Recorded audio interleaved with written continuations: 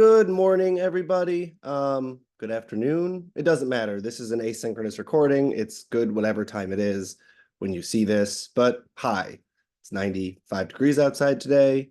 I hope everyone is safe in their air conditioning. I have to sneeze. This is bad. It's right there. It's right at the tip of my nose. Okay, it's passed. Anyways, so first things first, and most importantly, I screwed up with the schedule. I thought we had an 8th week for like finals. We do not. Grades are due for me next Tuesday, which means we need to get in your second papers as soon as possible. You may have already seen that I have the due date scheduled for this Sunday at midnight. That is it. There are no extensions because grades are due. This is very important to note. There are no extensions because grades are due. That being said, because we don't have time for a rough drafting process and for me to leave comments, I'll be grading these very easily. I just want to see your effort at doing research and integrating that research into your argument. Okay, that's all I'm looking for. So don't stress it too much, but definitely you got to spend the rest of this week working on this essay. If you do not complete the essay, you cannot pass the class. You will automatically fail. So you need to at least make an effort at the essay using research to back up your point. We went through the Wiley Guides, literary analysis research essays reading. You can reference that again to help guide you in how you want to do this process. Let's share a screen, go over a few things. Okay. So you'll note it's right here, literary analysis research essay. You're going to look for 3 critical sources that you can use to support your analysis of one of the texts you read this semester.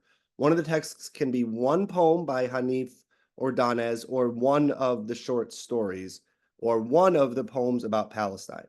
You get to choose. If you're doing poetry, though, just choose one poem, not the whole suite of poems. If you're choosing a short story, obviously do that entire short story. So that's the work that's ahead of you. Hopefully this description puts you in the right mindset. The key, once again, is going to be looking for sources that deal with your argument, not with the specific texts, right? These are not canonical texts for the most part that I've chosen, so there are not a lot of things written about those texts. You're looking instead for sources that talk about the themes that you are identifying. So when you are looking up in the library database or on Google Scholar, you should be looking for themes. You should be researching keywords from your themes that you are identifying in these texts.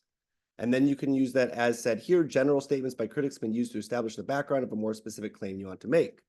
Extend to apply to text to which the statements do not refer directly, etc., etc. Even if this is about a different text altogether, that is okay. You can still use it to make the point about your specific text that you are analyzing. The idea here is, like with the last couple of weeks, we are having a thesis, right? This is how the paper should be formatted, and you can use your thesis and claims from the discussion boards the last couple of weeks, but you have a thesis followed by 3 claims. I would suggest using one of your critical sources for each one of your claims. So for each claim, have a critical source that helps defend your claim, okay? I don't want to go through people's, actually, let's go ahead and do that. So discussion board week 6. So Marcus's here is pretty straightforward, so we'll look at this.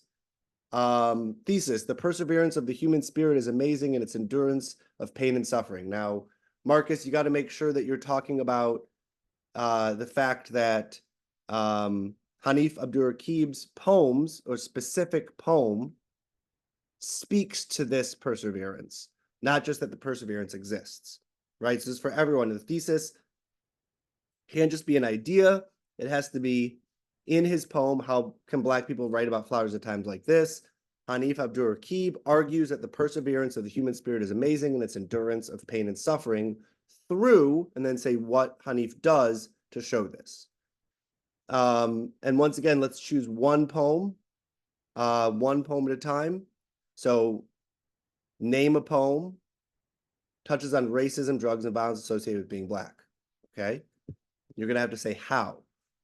Each poem, Hanif invokes a sense of pain and resilience to these injustices. So again, focus on a specific poem. And Hanif emphasizes that somehow through all the pain, perseverance and strength still endures. Okay, great. So this is 3 claims, which again, we have to specify, right? It's important that claims specify what in the text you're claiming this based on, right? And the thesis needs to specify that the text itself is doing this. Let's look at Tia. So Hanif Abdur-Rakib, How Can Black People Write About Flowers at a Time Like This, explores the duality of the Black experience, the line in which pain and beauty coexist. Abdur-Rakib delves into how Black people must navigate their lives by showing resilience through trauma and fear created by systemic oppression. Great, Tia, that's a wonderful thesis. Now, these individual claims, Abdur-Rakib's, right, let's just get grammar right, poem translates the duality of the Black experience by showcasing the fear and beauty that Blacks navigate through in their daily lives. He speaks of the need to put your attention on other things that signify beauty and joy, hence the flowers, while always encountering oppression. This interconnection helps readers shed light on the daily lives of Blacks. Okay, so what we're doing here when we're looking for sources is we're going to want to source maybe the duality of the Black experience, right? We can look for that in the library database and on Google Scholar. I showed you guys Google Scholar, I'm pretty sure, but we can do that at the end of today's video just to make sure.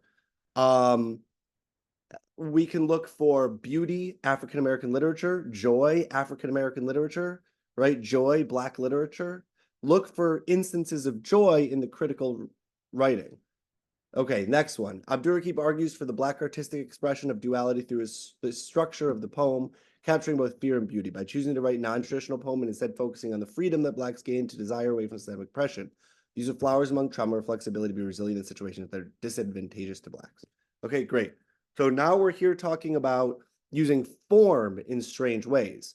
So you could do experimental poetry, African-American literature, right? Start to see what critical sources talk about with experimental poetry. And finally, Abdur-Rakib suggests that embracing the duality of the Black experience is not only a form of resistance and survival, but also beauty. By choosing to acknowledge both aspects of the Black experience, Blacks are able to reclaim their story and choose how they want to navigate it even within oppression. The act of embracing duality fosters strength, allowing for Blacks to have more in-depth understanding of life. Great. So once again, we're going to take that claim and use its keywords to search for critical sources. To clarify once again, I'm not grading these harshly. I'm grading these papers based on effort, not on execution. So I just want to see that you're doing the research process, investing in the research process. You all already know how to use the library database. We'll go over how to use Google Scholar in a minute. Here at the end. So, okay. So that's kind of like how we are approaching these. Those answers are great. You can definitely write a whole paper about Hanif Abdur-Rakib. You can also search for Hanif Abdur-Rakib in the library database and Google Scholar to see what comes up. There will be some things, though not as much if you search for themes, right? And remember, your thesis is not just identifying a theme. Your thesis has to be saying what that theme does, right? Hanif Abdur-Rakib, in identifying this theme, is doing X, okay? All right, let's go to Google Scholar real quick, just to, in case we didn't do this, to show you how it works. So we stick with articles.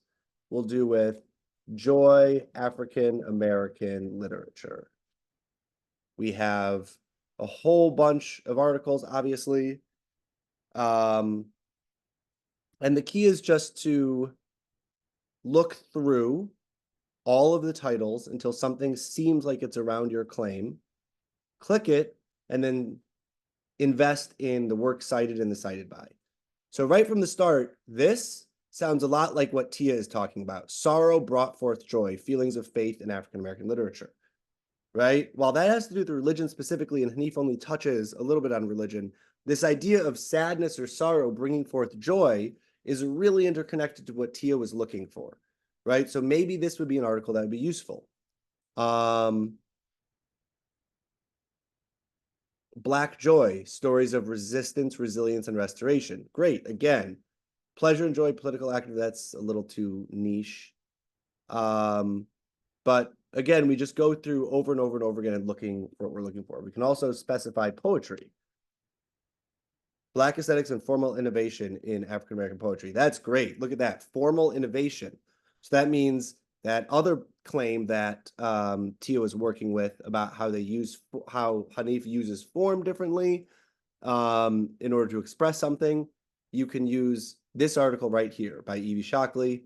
It's a book, actually, so sweet. Hopefully it's available on the library database. Anyways,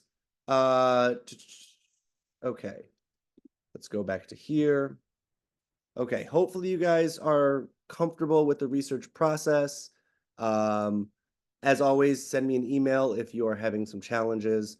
But the key here is just to make an effort to research and then bring forth a thesis with at least 3 claims that progress in a logical sequence, not 3 different things, but a logical sequence that move together to prove your original thesis.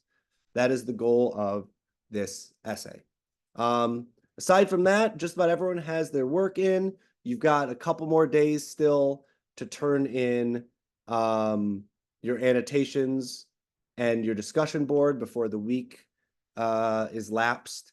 And please get in your essays. Once again, there are no extensions. This is due on the 23rd, and that is it. I will grade them on the 24th and 25th. But there are no extensions for that final literary analysis research essay because I have to submit grades on time. So please email me with any questions that you have. That's all for this week. Looking forward to seeing your essays. Thanks so much. Bye.